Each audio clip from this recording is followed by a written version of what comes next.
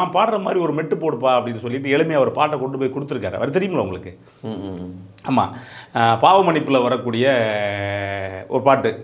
இந்த நாள் முதல் இந்த நாள் வரை வானம் மாறவில்லை, வான்மதியும் மண்ணும் கொடியும் சோலையும் நதியும் மாறவில்லை,